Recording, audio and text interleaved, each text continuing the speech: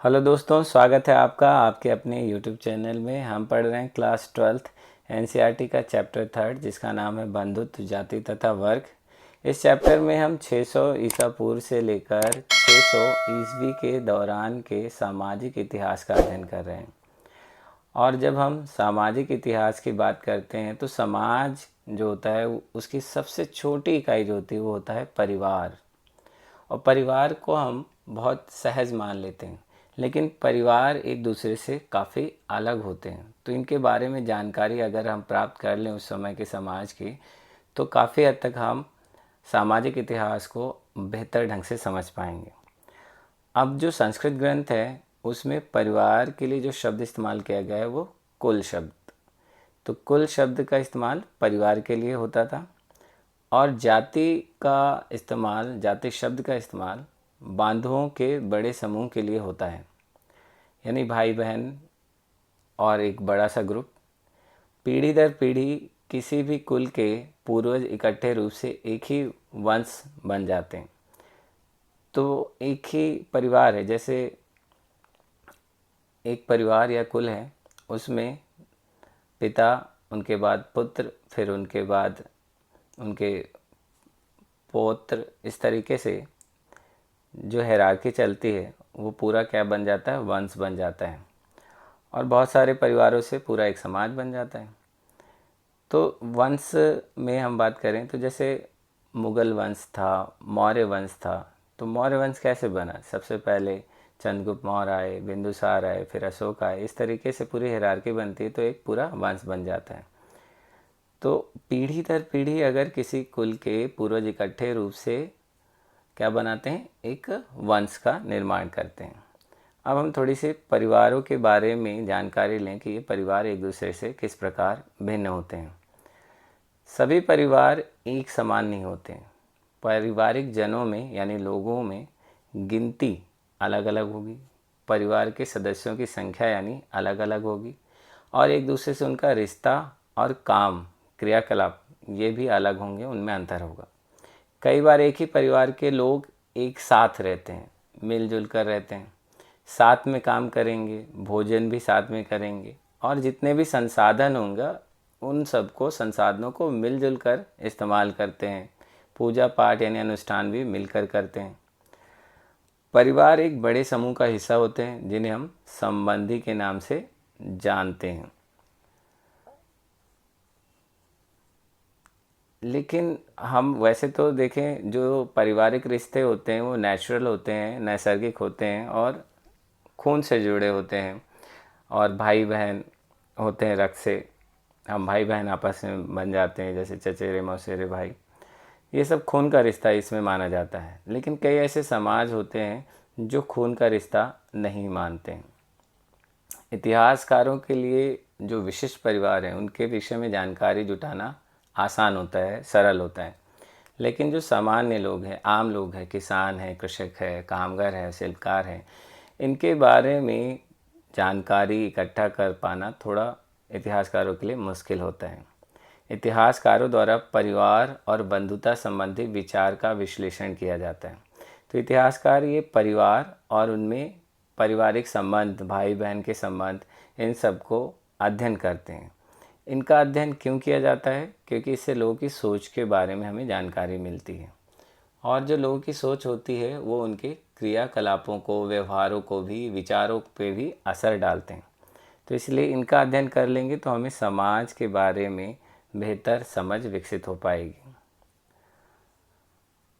ये जो परिवार होता है, परिवार के अंदर क्या होता है, उस समय जो दौर था उस समय, और कुछ हद तक अभी भी, तो परिवार पुरुष प्रधान होता था। यानी कि जो परिवार में पुरुष होंगे वही सारे प्रमुख कार्य को संपादित करेंगे, संपत्ति के वारिस होंगे। तो परिवार हो गया, परिवार में कौन ज़्यादा महत्वपूर्ण होगा? पुरुष होगा। तो जिस परिवार में ऐसी सामाजिक व्यवस्था जिनमें परिवारों में पुरुषों का बोलबाला होगा या महत्व ज़्यादा होगा और वही पीढ़ी को आगे ले जाने वाले माने जाएंगे, तो ऐसी व्यवस्था को बोलते हैं पितृवंशिकता। अब पितृवंशिकता का लिटरल मीनिंग क्या है, मेन अर्थ क्या है, मुख्य अर्थ क्या है? तो पितृवंशिकता का अर्थ है वह वंश परंपरा। वंश परंपरा भी हमने पीछे पढ़ा कि पिता, फिर पुत्र, फिर पौत्र, इस तरीके से जो व्यवस्था चलती है उसे वंश परंपरा बोलते हैं। तो पितृवंशिकता का अर्थ वह वंश परंपरा जो पिता के पुत्र, फिर पौत्र और प्रपौत्र आदि से चलती है, यानी बेटे के बेटे के बेटे, इस तरीके से जो चलती है, इसी को हम पितृवंशिकता बोलते हैं। और पितृवंशिकता से अलग क्या है? मातृवंशिकता, इसका अपोजिट। तो इसमें क्या होगा? वह परंपरा जहाँ पे माँ से जुड़ी होगी, यानी कि उसमें जो परिवार का मुखिया होगा वो कौन होगी? माँ होगी, फिर उनके बाद उनकी बेटी होगी, इस तरीके से होगा। तो ये कुछ अभी भी कुछ जगह मातृवंशिकता देखने को मिलती है मणिपुर साइड की तरह, और पितृवंशिकता भी देखने को मिलती है। अब पितृवंशिकता का मीनिंग क्लियर होता है तो हम आगे देखें कि पितृवंशिकता का में क्या नियम कायदे थे। तो पितृवंशिकता में पुरुष जो होते थे बहुत महत्वपूर्ण माने जाते थे, पुत्र बहुत महत्वपूर्ण माने जाते थे। पितृवंशिकता या पितृवंशी परिवार में पुत्र का पिता की मृत्यु के बाद उनके समस्त संसाधनों पर अधिकार हो जाता था, यानी पिता की मृत्यु के बाद उसकी संपत्ति का वारिस बेटा होगा, बेटी नहीं। और छठी शताब्दी ईसा पूर्व से ही ज़्यादातर राजवंश पितृवंशिकता का अनुसरण करते थे, यानी कि राजाओं में सिंहासन किसको मिलेगा? तो राजा के बाद उसके पुत्र को ही सिंहासन मिलेगा। लेकिन कभी कभी, अच्छा, ये जो पितृवंशिकता है इसमें पुरुष या पुत्र इतने महत्वपूर्ण थे कि ऋग्वेद में भी एक मंत्र है जिसको शादी के समय पढ़ा जाता था और माना जाता है आज भी पढ़ा जाता है विवाह के समय। इसमें क्या होता है? एक ऋग्वैदिक मंत्र का उल्लेख है। तो इसमें लिखा है, मैं इसे यहाँ से मुक्त करता हूँ। यहाँ से मतलब पिता के घर से, किंतु मैं वहाँ से नहीं। तो यहाँ से मुक्त करता हूँ, वहाँ से नहीं। मैंने इसे वहाँ मजबूती से स्थापित किया है जिससे इंद्र के अनुग्रह से, उस समय ऋग्वैदिक काल में इंद्र महत्वपूर्ण देवता थे, तो इंद्र के अनुग्रह से उनके उत्तम पुत्र हो और पति के प्रेम का सौभाग्य प्राप्त हो। तो लड़की के लिए बोला गया है। तो पुत्र महत्वपूर्ण थे, इसीलिए मंत्रों के माध्यम से भी इसको व्यक्त किया गया था। अब कई जगह हम देखते हैं, कई बार पितृवंशिकता में वैसे तो क्या होता था, बेटा ही या पुत्र ही हमेशा पिता की संपत्ति का वारिस होता था। लेकिन कभी कभी यदि राजा के पुत्र ना हो तो एक भाई दूसरे का उत्तराधिकारी हो जाता था, यानी कि उसका भाई उत्तराधिकारी हो जाएगा जब राजा के पुत्र ना हो। और कभी कभी क्या होता था, बंधु बांधव, बंधु बांधव मतलब कजिन्स जो होते थे, चचेरे मौसेरे भाई जो होते थे, ये सिंहासन पर अपना अधिकार जमा लेते थे। और कुछ विशेष परिस्थितियों में स्त्रियां भी सत्ता का उपभोग करती थी, जैसे प्रभावती गुप्त। अब ये प्रभावती गुप्त चैप्टर 2 में जो हमने पढ़ा था, ये चंद्रगुप्त द्वितीय की पुत्री थी और इनकी शादी वाकाटक परिवार में हुआ था।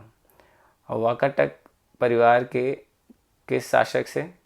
तो वाकाटक परिवार के जो शासक थे रुद्रसेन द्वितीय से इनकी विवाह होता है। लेकिन रुद्रसेन द्वितीय की मृत्यु हो जाने के बाद उनका नाबालिग बेटा होता है दिवाकर सेन, तो उसके संरक्षक बन के ये शासिका बनती हैं और लंबे समय तक शासन करते हैं, लगभग 13 वर्षों तक। और इन्होंने भूमि दान भी दिया। अब जो परिवार होता है उसमें पुरुष प्रधान होगा और परिवार या वंश बढ़ता किससे? शादी से। तो शादी के लिए इस दौरान शादी या विवाह एक संस्था बन गई थी और इसके नियम कायदे उस समय तक धर्मसूत्रों और धर्मशास्त्रों में लिखे जा चुके थे। पितृवंशिक स्वरूप के कारण पुत्र महत्वपूर्ण थे। पुत्रियों को दूसरे नज़रिए से देखा जाता था। पैतृक संपत्ति में पुत्रियों का भाग नहीं था। तो इसमें पितृवंशिकता हमने पढ़ा कि उसमें जो पिता की संपत्ति होगी वो पुत्रियों को नहीं मिलेगी। तो उनका विवाह अपने गोत्र से बाहर कर देना ज़्यादा श्रेयकर माना जाता था। इस प्रथा को, यानी अपने गोत्र से बाहर, अभी पढ़ेंगे हम गोत्र क्या होता है, अपने गोत्र से बाहर शादी करना बहिर्विवाह पद्धति कहलाते थे। तो उस दौरान शादी के नियम में क्या था, एक ही गोत्र में शादी नहीं हो सकती थी। आज भी ऐसा होता है। कन्यादान, अब क्योंकि दूसरे गोत्र में जाना है, दूसरे घर में जाना है, तो पिता का ये महत्वपूर्ण दायित्व होता था कि वो कन्यादान करे, यानी कन्या का भेंट, इसका धार्मिक कर्तव्य मान लिया जाता था।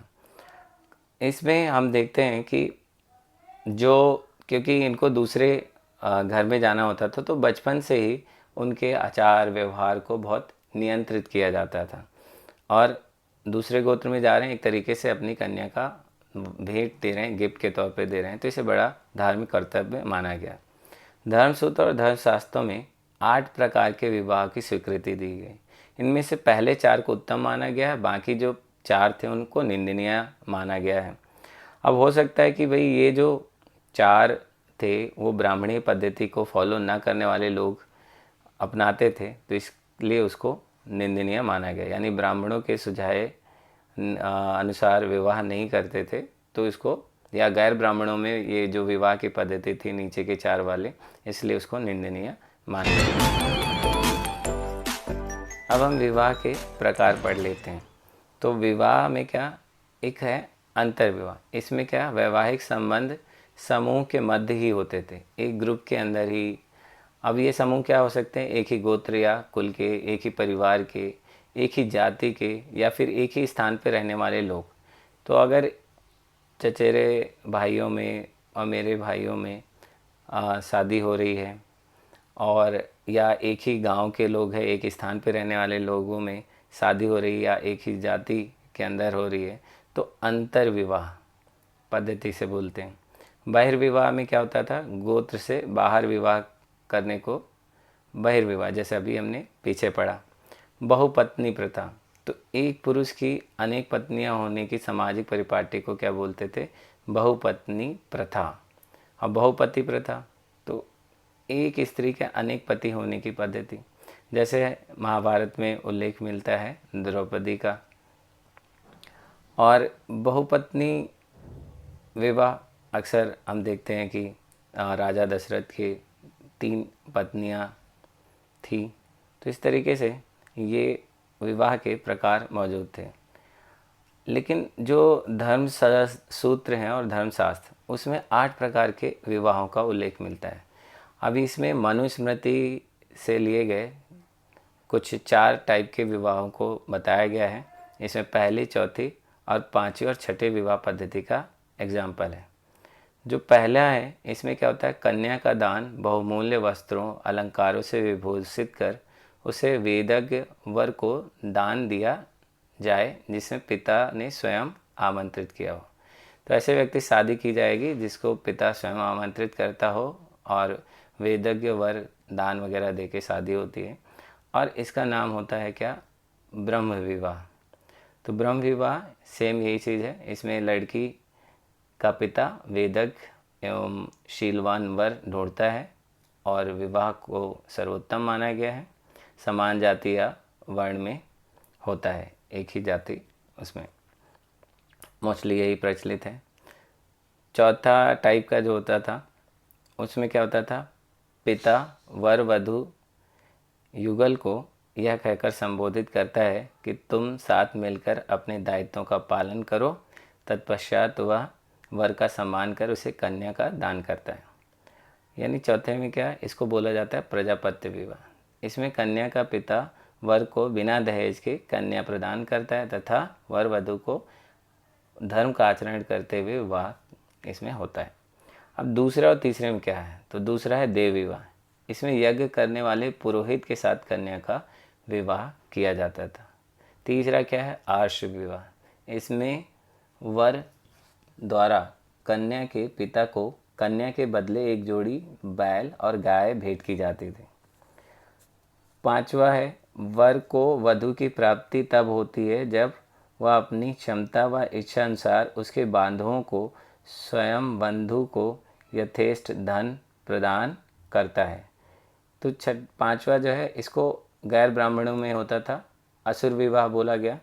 इसमें कन्या का पिता धन लेकर, यानी वधु शुल्क लेकर कन्या को बेच देता है, इसे शौल्क विवाह भी कहा जाता है।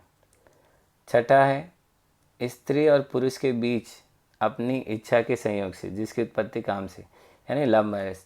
तो ये जो छठा है इसको गंधर्व विवाह बोलते हैं, आजकल के दौर में लव मैरिज बोलते हैं, और यह प्रणय विवाह माना जाता है, प्रेम विवाह।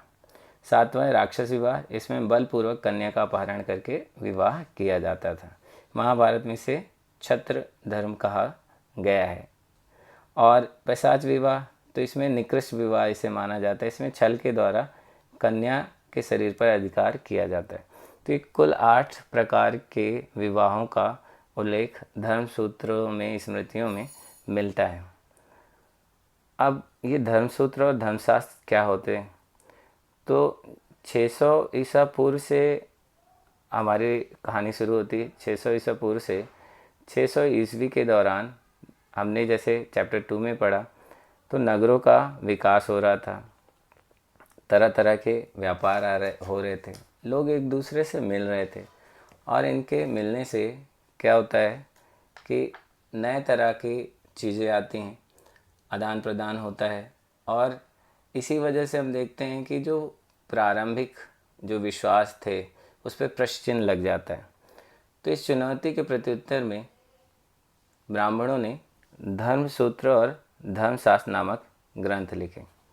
अब ये जो धर्मसूत्र है और धर्मशास्त्र है, थोड़ा सा इसको जान लेते हैं। तो धर्मसूत्र क्या है? ये वर्ण व्यवस्था के बारे में इसमें लिखा है, धर्म के बारे में, व्यक्तिगत आचरण, राजा प्रजा के कर्तव्य इसमें लिखे हैं। और जो धर्मशास्त्र क्या है, तो इसमें ये संस्कृत ग्रंथों का एक हिस्सा ही माना जाता है, और ये वेदों पे बेस्ड होता है। तो ब्राह्मणों ने समाज के को नियमित करने के लिए, समाज के लिए जो नियम कायदे बनाए, उनको धर्मसूत्र या धर्मशास्त्र कहते हैं। अब इनकी विशेषताएं देख लेते हैं। तो ये धर्मसूत्र धर्मशास्त्र होते क्या हैं? ये सामाजिक आचार विचार के नियम थे जिसको ब्राह्मणों को खासकर मानना होता था, और आम लोगों से भी माना आशा की जाती थी उसको पालन करेंगे। ब्राह्मणों ने बताया कि उनके जो नियम है सार्वभौमिक, यानी सभी के लिए। और धर्मसूत्र और धर्मशास्त्र की रचना 500 ईसा पूर्व से संस्कृत में शुरू होती है, या धर्मशास्त्र लिखना शुरू होते हैं, और मनुस्मृति इनमें सबसे महत्वपूर्ण मानी जाती है। मनुस्मृति का संकलन 200 ईसा पूर्व से 200 ईस्वी के बीच में किया गया। अब क्यों किया गया? नए नगरों के उदय और व्यापार से पुराने विश्वास विचारों पर प्रश्न लगने लग जाते हैं, तो समाज को नियमित करने के लिए धर्मसूत्र और धर्मशास्त्र लिखे गए। एक तरीके से ये कॉन्स्टिट्यूशन हुआ करते थे उस दौरान के।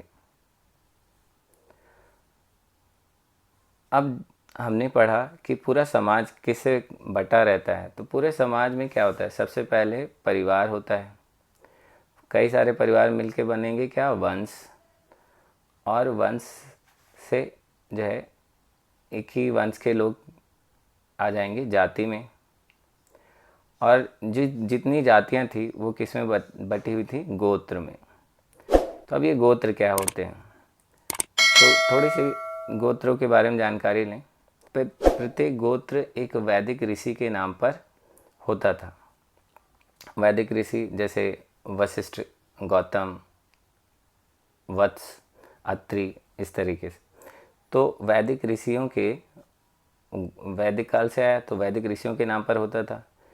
और एक ही गोत्र के सदस्य, अब किसी गोत्र का जो सदस्य होगा वो उस ऋषि का वंशज अभी हमने पीछे बात करी, दादा परदादा, बेटा पुत्र पुत्र, इस तरीके से चलेगा। तो गोत्र के सदस्यों को ऋषि का वंशज माना जाता था। जिस ऋषि के नाम पर गोत्र रखे जाते थे उसके वंशज ही माने जाए। मान लिया अगर किसी का गोत्र, मान लिया ये ए पर्सन है और इनका गोत्र मान लिया वत्स है, तो वत्स, या मान लिया इनका जो गोत्र है वशिष्ठ है, तो ये माना जाएगा कि ये भी इनका गोत्र हो गया वत्स। इनके बाद जो पुत्र आएंगे और उनके प्रपौत्र वगैरह जो आएंगे वो सारे कौन होंगे? उनका गोत्र क्या होगा? वत्स होगा। और माना जाए कि ये वत्स ऋषि के ही सारे संतान हैं, तो ये वत्स ऋषि के वंशज माने जाएंगे। तो गोत्र क्या होगा? प्रत्येक गोत्र एक वैदिक ऋषि के नाम पर होता है, और एक ही गोत्र के जो सदस्य होंगे वो उसी ऋषि के वंशज माने जाएंगे। और प्रत्येक गोत्र के 2 महत्वपूर्ण नियम थे। पहला क्या था कि विवाह के बाद स्त्रियों को पिता की जगह पति का गोत्र माना जाता था। दूसरा क्या था, एक ही गोत्र के सदस्यों के वैवाहिक संबंध नहीं हो सकते थे। सेम गोत्र के होंगे तो क्या होंगे, एक ही वंश के वंशज माने जाएंगे, तो वो आपस में एक तरीके से भाई बहन ही हो गए, इसलिए उनमें क्या होगा, शादी संबंध नहीं होता था।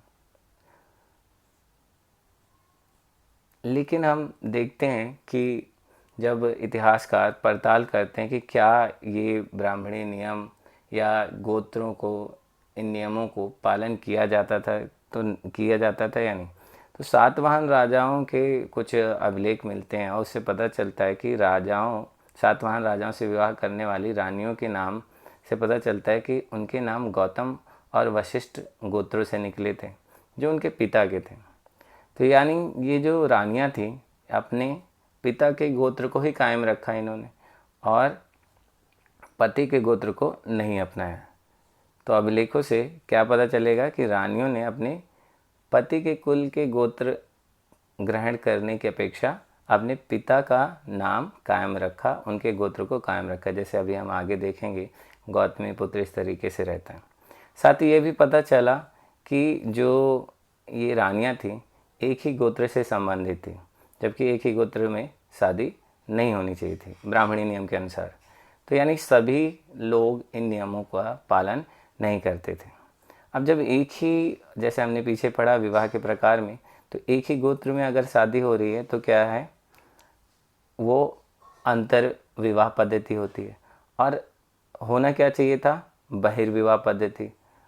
तो ये एक ही गोत्र में शादी कर रहे थे, ये क्या है, बहिर्विवाह पद्धति का उल्लंघन कर रहे थे। यानी कि ब्राह्मणीय नियम को या गोत्रों के नियम को सभी जगह समान रूप से पालन नहीं किया जा रहा था। वास्तव में ये जो शादी कर रहे थे, ये एक ही गोत्र में शादी है, ये अंतर विवाह पद्धति यानी बंधुओं विवाह संबंध को दर्शाता है। अब अभिलेखों में हम देख लेते हैं सातवाहन के अभिलेखों से हमें क्या पता चलता है। तो यहाँ पे देखो लिखा हुआ है, गौतमी पुत्र सिरी सातकनी, राजा वसित और गौतमी, इस तरीके से वर्ड यूज़ किया गया है। अब ये जो पुत्र है, ये एक प्राकृत भाषा का शब्द है, इसका मतलब होता है पुत्र। और ये गौतमी और वशिष्ठ, ये किसके लिए, स्त्रीवाची नाम है गौतम और वशिष्ठ के। तो यहाँ नाम से पता चल रहा है, इसके माताओं के नाम दिए हुए हैं सातवाहन राजाओं के। तो इनके अध्ययन से क्या पता चलता है कि अभिलेखों में सातवाहन राजाओं के नाम उनकी माँ के नाम से दर्शाए गए हैं। इससे ये जान पड़ता है कि माताएं इम्पॉर्टेंट थी, लेकिन फिर भी हमें ध्यान रखना है कि सातवाहन जो होते थे उसमें सिंहासन का जो अधिकार मिलता था वो पितृवंशिक था, यानी कि पुत्र के बाद, पिता के बाद पुत्र को और उसके बाद उसके पुत्र को ही सिंहासन मिलता था, स्त्रियों को नहीं मिलता था। तो अगर अभिलेखों में ये वर्णित है, इसका मतलब ये नहीं है कि माताएं बहुत इम्पॉर्टेंट रही। माताएं इम्पॉर्टेंट रही, उनके नाम उन्होंने लगाए, लेकिन साथ ही ध्यान रख लेना है कि वो पितृवांशिकता का पालन करते थे।